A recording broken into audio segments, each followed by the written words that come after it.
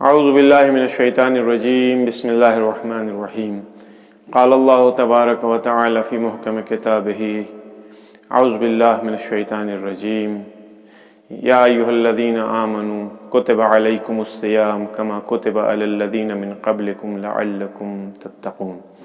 عزیزان محترم، ناظرین کرام، ماہ مبارک رمضان آ گیا، دروازے پر کھڑا ہے، آواز دے رہا ہے، کہاں ہو میرے روزے داروں۔ یہ رمضان المبارک کا مہینہ اپنی تمام برکتوں، اپنی تمام رحمتوں، اپنی تمام مغفرتوں کے ساتھ ہمیں پکار رہا ہے۔ خداوند عالم کا جتنا بھی شکر ادا کیا جائے کم ہے کہ اس نے توفیق دی، زندگی دی کہ پھر سے ماہ مبارک رمضان ہیں اور ہم ہیں۔ یہ وہ گولڈن اپارچونٹی ہے، یہ وہ گولڈن ٹائم ہے زندگی کا جو پروردگار عالم نے ہم تمام لوگوں کو عطا کیا ہے، لہٰذا اس کی اس نعمت کا جتنا بھی شکر ادا کیا جائے کم ہے۔ عزیزوں، ماہ مبارک رمضان ہر سال آتا ہے، ہر سال ہم نماز پڑھتے ہیں، روزے رکھتے ہیں، دعائیں کرتے ہیں، عبادتیں انجام دیتے ہیں، قرآن پڑھتے ہیں۔ بہار قرآن کا مہینہ ہے، قرآن کی تلاوت کا مہینہ ہے، یہ سارے اعمال انجام دیتے ہیں۔ لیکن یہ ساری چیزیں اس سال بھی انشاءاللہ ہم انجام دیں گے اور پچھلے سالوں سے بہتر انداز میں ان چیزوں کو انجام دیں گے۔ لیکن سوال یہ پیدا ہوتا ہے کہ ہمارا وظیفہ، ہماری ذمہ داری ماہ مبارک رمضان کے سلسلے میں کیا ہے؟ سوال بہت بڑا ہے، جواب بھی اپنے سوال کے اعتبار سے بہت طولانی ہے، بے انتہا وظائف ہیں۔ اگر شمار کیا جائے تو کم سے کم 1.5-2 گھنٹہ آدمی صرف ان کی تعداد گنے گا۔ میں تمام وظیفوں کی طرف تو اشارہ نہیں کروں گا، لیکن صرف 2-1 چیزوں کی طرف اشارہ کروں گا۔ ان میں بھی خاص طور سے سب سے بڑی ذمہ داری ہماری یہ ہے کہ دیکھیے، ماہ مبارک رمضان آتا ہے، حقیقت امر یہ ہے کہ عام حالات میں روزہ رکھنا واقعاً بہت سخت اور دشوار مرحلہ ہے۔ کسی بھی انسان سے کہیے کہ تم بھوکے رہو، پیاسے رہو، عبادت خدا انجام دو، فلاں فلاں چیزوں سے اپنے آپ کو روک لو، یہ نہ کرو، یہ نہ کرو، یہ نہ کرو، ایسے کرو، ایسے کرو، ایسے، بے انتہا انسان دشواریوں میں، مشکلات میں گرفتار ہو جاتا ہے۔ لیکن جیسے ہی یہ ندائے الہی کانوں سے ٹکراتی ہے، یا ایھا الذین آمنوا کتب علیکم الصیام، اے وہ لوگ جو ایمان لے کے آئے ہو، اے صاحبان ایمان، کتب علیکم الصیام، روزہ تمہارے اوپر واجب ہو گیا۔ یہ آواز جیسے ہی انسان سنتا ہے، اس کے کانوں میں یہ ندائے الہی پڑتی ہے، تو فوراً وہی چیز جو اس کے لیے دشوار ہوتی ہے، سخت ہوتی ہے، مشکلوں سے بھری ہوتی ہے، وہی چیز اس کے لیے آسان ہو جاتی ہے۔ نتیجے میں ہر انسان روزہ رکھنے کے لیے تیار ہو جاتا ہے۔ ایک روزے دار کا وظیفہ کیا ہے؟ ماہ مبارک رمضان میں ہماری ذمہ داری کیا ہے؟ پیغمبر اسلام صلی اللہ علیہ وآلہ وسلم نے خطبہ شعبانیہ میں، ماہ شعبان کے آخری ہفتے میں پیغمبر اسلام نے خطبہ دیا تھا، خطبہ شعبانیہ کے نام سے معروف ہے۔ اس میں ایک جملہ ملتا ہے، پیغمبر اسلام فرماتے ہیں کہ ایھا الناس ان انفسکم مرہونۃ باعمالکم ففکوھا باستغفارکم۔ اے لوگوں، ہماری دیکھیے سب سے امپورٹنٹ ذمہ داری ہماری کیا ہے؟ پیغمبر اسلام فرما رہے ہیں کہ تم لوگ، اے لوگوں، تم لوگ اپنے گناہوں کے پنجڑے میں قید ہو۔ تم لوگ اپنے گناہوں کے پنجڑے میں قید ہو۔ لوہے کی راڈ، میٹلز کی راڈ تم لوگوں نے اپنے چاروں طرف لگا رکھی، ایک پنجڑا بنا رکھا ہے، ایک قید خانہ بنا رکھا ہے تم لوگوں نے اپنے گناہوں کی وجہ سے۔ ففکوھا، اپنے آپ کو آزاد کرو۔ ہماری سب سے امپورٹنٹ اور سب سے عظیم ذمہ داری اس مہینے میں اپنے آپ کو اس پنجڑے سے آزاد کرانا ہے، اس قید خانے سے آزاد کرانا ہے جس کے اندر ہم نے اپنے آپ کو قید کر رکھا ہے۔ یہ بہت بڑی چیز ہے۔ اگر ہم اپنے آپ کو آزاد کر لے جائیں تو حقیقی معنی میں ہم نے ماہ مبارک رمضان کو درک کیا ہے۔ رمضان المبارک کے فیوزات اور اس کی برکات ہمارے شامل حال ہوئی ہے۔ ہم لوگ آزاد نہیں ہیں، ہم لوگ قیدی ہیں۔ پنجڑے میں جس طرح سے ایک پرندہ قیدی ہوتا ہے، ہماری حیثیت بھی اس پرندے کی جیسی ہے جو پنجڑے میں قیدی ہوتا ہے، بند رہتا ہے۔ ماہ مبارک رمضان میں استغفار کے ذریعے اپنے آپ کو آزاد کرانا ہے، یہ ہمارا وظیفہ ہے۔ انسان جو گنہگار ہوتا ہے وہ اس مقروض شخص کی طرح سے ہوتا ہے، جیسے قرض کسی سے کوئی لیتا ہے تو وہ کچھ گروی رکھواتا ہے۔ مقروض انسان اپنا گھر، زمین، جائیداد، سونا چاندی، اس طرح کی چیزیں گروی رکھتا ہے، تب اس کو قرض ملتا ہے۔ گنہگار انسان جو ہے وہ مقروض انسان کی طرح سے ہوتا ہے۔ پروردگار عالم کی بارگاہ میں نہ زمین ایکسیپٹیبل ہے، نہ جائیداد اس کو قبول ہے، نہ سونا چاندی اور دوسری چیزیں وہ لے گا، بلکہ کیا وہ ہم سے طلب کرتا ہے۔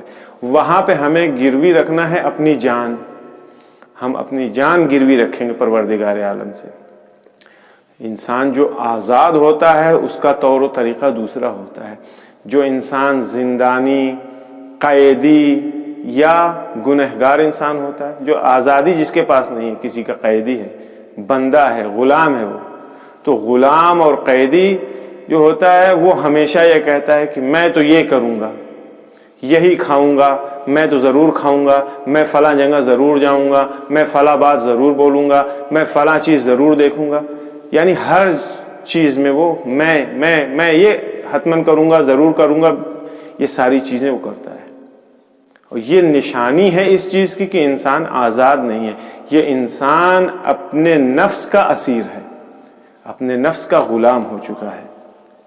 یہ انسان آزاد نہیں ہے، اپنی آرزوؤں، اپنی تمناؤں، اپنی خواہشات کا اسیر ہے۔ یہ انسان کے لیے جو چیز اسلام میں سب سے زیادہ ارزشمند ہے، اہمیت کی حامل ہے، وہ استغفار کے لیے کہا گیا ہے کہ استغفار کرو، اپنے آپ کو آزاد کراؤ۔ اگر ہم یہ چاہتے ہیں کہ ہم دیکھیں کہ ہم آزاد ہیں یا قیدی ہیں تو بہت آسان سی چیز ہے۔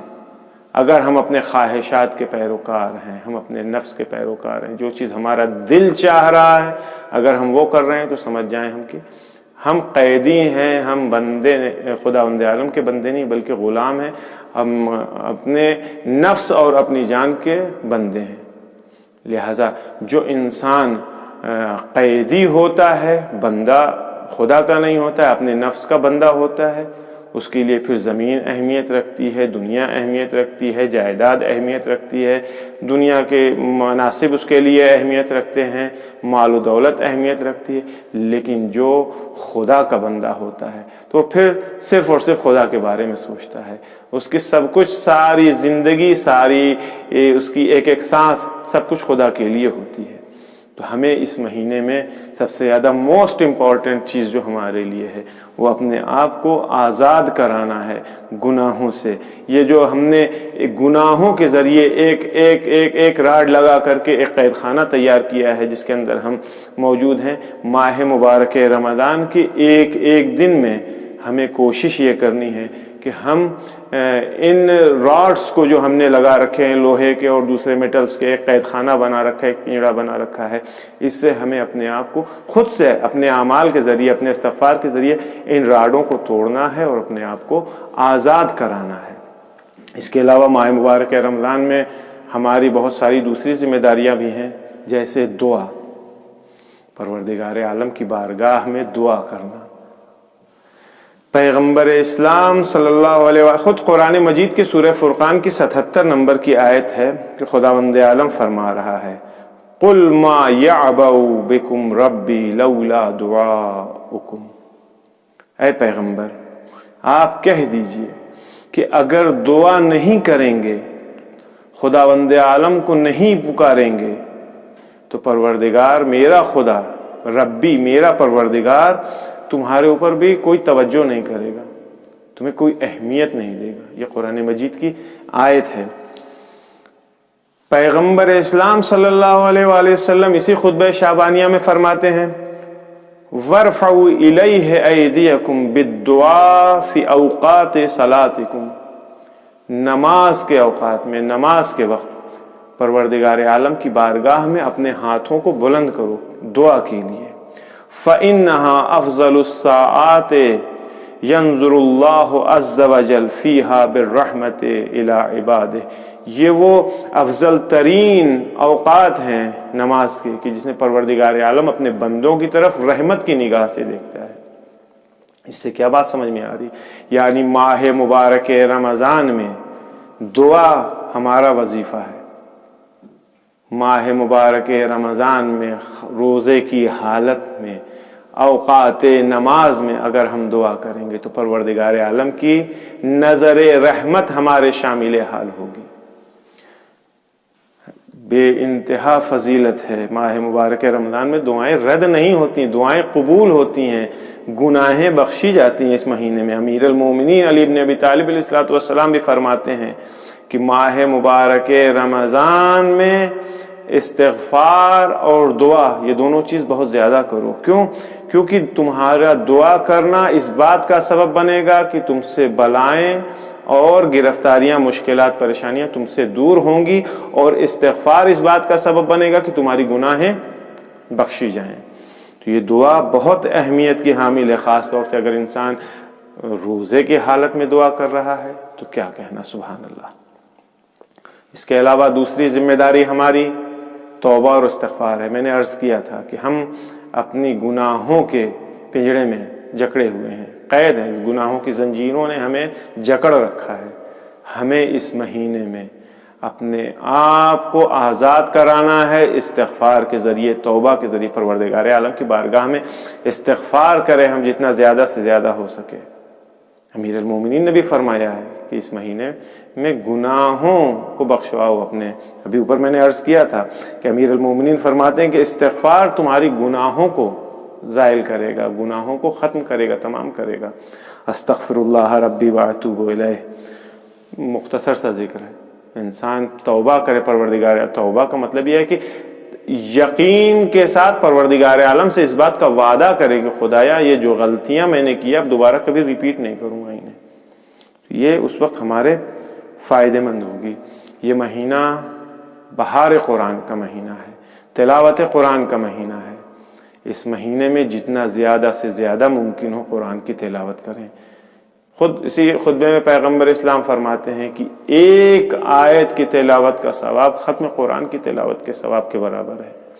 یہ بونس، ایکسٹرا بونس ہے، بمپر بونس پروردگار عالم کی طرف سے دیا جا رہا ہے۔ ورنہ ہم ایک آیت پڑھتے تھے عام دنوں میں تو ایک آیت کا ثواب ملتا تھا، اس مہینے میں ایک آیت پڑھیں گے پورے ختم قرآن کا ثواب ملے گا، 10 آیت پڑھیں گے 10 ختم قرآن کا ثواب ملے گا۔ اسی طرح سے ایکسٹینڈ کرتے جائیں، بڑھاتے جائیں۔ اور یوں بھی ہماری ذمہ داری اس وقت موجودہ زمانے کے حالات کو دیکھتے ہوئے زیادہ بڑھ جا رہی ہے کہ وہ افراد جنہوں نے دانستہ یا نادانستہ طور کے اوپر قرآن مجید کی توہین کیا ہے، قرآن کی عصمت کے اوپر انہوں نے ہاتھ ڈالا ہے، ان کے لیے بھی ہمارا جواب تلاوت قرآن ہے۔ جتنا زیادہ سے زیادہ ہو سکے قرآن کی تلاوت کریں، لیکن یہ بات یاد رکھیے گا کہ تلاوت بما ہوا قاری، یعنی صرف پڑھنے والا، ریڈر ایز اے ریڈر نہ ہو کہ ہم نے شروع سے پڑھنا اسٹارٹ کیا ابتدائی قرآن سے اور والناس کی سین پر جا کے ختم کر دیا، ہاں صاحب ہم نے قرآن مجید کی پوری تلاوت کر لیا۔ نہیں، آپ ایک آیت پڑھیے لیکن غور و فکر کے ساتھ اس کو سمجھ کے پڑھیے، خداوند عالم کیا کہہ رہا ہے، کیا پیغام دے رہا ہے۔ یہ ذمہ داری ہماری ذمہ داری ہے، خاص طور سے ماہ مبارک رمضان میں۔ یہ بہار قرآن کا مہینہ ہے، تلاوت قرآن کا مہینہ ہے، یہ ہماری ذمہ داری ہے۔ ہر چیز کا جواب اس کے مثل جیسا نہیں ہوتا ہے۔ ایک شخص نے اعتراض کیا قرآن مجید کے اوپر، ہم اس سے کہنے جا تم نہیں مانتے، ہمارا قرآن کے اوپر عقیدہ ہے، نہیں ہم تمہاری بات نہیں مانتے۔ نہیں، آپ عملی اعتبار سے اس کو ثابت کر کے دکھائیے کہ قرآن کتاب ہدایت ہے، قرآن کتاب رحمت ہے، قرآن انسان کو درندگی اور وحشی پنے سے دور رکھنے والی کتاب کا نام ہے، انسان کو انسانیت کا درس دینے والی کتاب کا نام ہے قرآن۔ یہ بہار قرآن، قرآن کا مہینہ ہے۔ اس مہینے میں قرآن کی جتنا زیادہ سے زیادہ تلاوت ہو سکے تلاوت کریں. پیغمبر اسلام کی ہی روایت ہے کہ فرماتے ہیں شہر رمضان شہر اللہ، رمضان المبارک کا مہینہ اللہ کا مہینہ ہے. الا فاجتنبوا فیہ کل حرام، اس مہینے میں اپنے آپ کو حرام سے بچاؤ. وَأَكْثِرُوا فِيهِ مِن تِلَاوَةِ الْقُرْآنِ، اس مہینے میں جتنا زیادہ سے زیادہ ہو سکے قرآن مجید کی تلاوت کرو.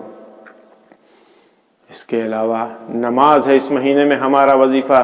واجب نماز کی گفتگو نہیں ہے، وہ ہماری ڈیوٹی ہے، لیکن مستحب نماز 2 رکعت نماز اگر کوئی خدا کے لیے اس مہینے میں پڑھے، پروردگار عالم اس کی تمام گناہوں کو معاف کر دیتا ہے، اس کو دوزخ سے، آتش دوزخ سے محفوظ رکھتا ہے، جہنم کی آگ سے. اس کو ایک سرٹیفکیٹ دیتا ہے کہ تم جہنم میں نہیں جاؤ گے. براءۃ من النار کا سرٹیفکیٹ اس کے لیے ایشو کرتا ہے پروردگار عالم. 2 رکعت نماز اگر کوئی پڑھے اس مہینے میں مستحب بھی، اور زیادہ کوئی پڑھے. پیغمبر اسلام اور دوسرے ائمہ اطہار کی سیرت یہی رہی ہے کہ اس مہینے میں مستحبی نماز زیادہ پڑھتے تھے. اگر عام دنوں میں فرض کر لیں کہ ہر روز 100 رکعت پڑھتے تھے تو اس مہینے میں اس سے زیادہ 100 سے زیادہ پڑھا کرتے تھے. 1000 رکعت کی بھی روایات موجود ہے کہ ہر شب میں 1000 رکعت نماز پڑھا کرتے تھے. جتنا زیادہ ممکن ہو سکے عبادت کریں، نماز پڑھیں، البتہ خشوع و خضوع کے ساتھ. ہر جگہ شرط یہی ہے کہ پروردگار عالم کے لیے ہو، اللہ ہو، اللہ نہ ہو. پھر سے کہوں گا اللہ عبادت ہو، اللہ عبادت نہ ہو. اس مہینے میں افطار کرانے کا ثواب، کسی کو افطار دینے کا ثواب بھی بے انتہا ہے. افطار کے ذریعے انسان اپنی گناہوں کو بخشواتا ہے. پیغمبر اسلام فرماتے ہیں ایھا الناس من فطر منکم صائما مومنا من ھذا الشہر، اس مہینے میں جس نے کسی ایک مومن کو افطار دیا، افطار کرایا،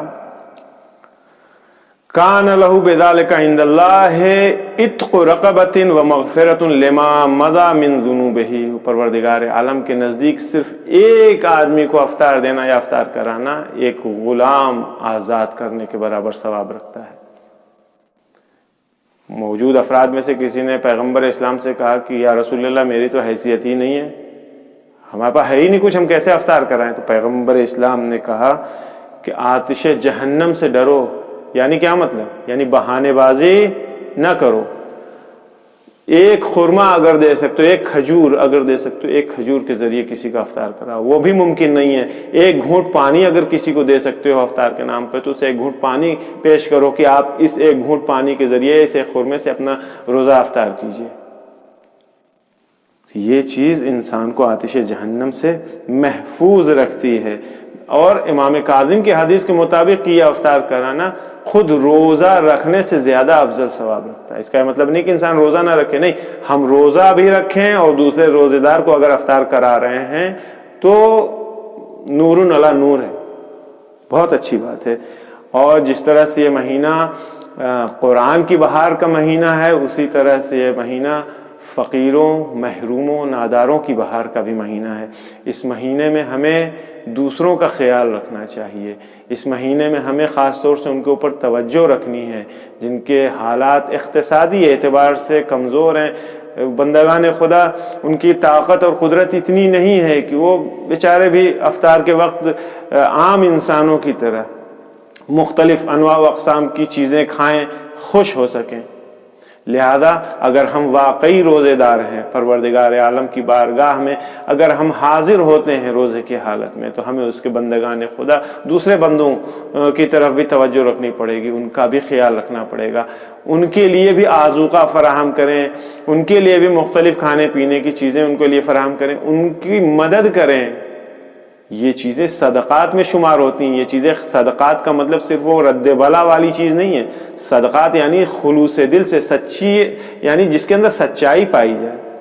یہ سچائیوں میں اس کا شمار ہوتا ہے، خیرات میں شمار ہوتا ہے، نیکیوں میں ان چیزوں کا شمار ہوتا ہے. لہٰذا اس مہینے کی عظمت، اس مہینے کی اہمیت ہم سے اس بات کا تقاضا کرتی ہے کہ ہم اپنی گناہوں کو بخشوائیں، بہترین طریقے سے عبادت کریں، اپنے ساتھ ساتھ اپنے دوسرے مومن بھائیوں اور بہنوں کا بھی خیال رکھیں۔ پروردگار عالم کی بارگاہ میں دعا ہے کہ ہم تمام لوگوں کو توفیق دے کہ جس طرح سے پروردگار عالم ہم سے چاہتا ہے ہم اسی طرح سے اس کی عبادت کر سکیں۔ والسلام علیکم ورحمۃ اللہ وبرکاتہ۔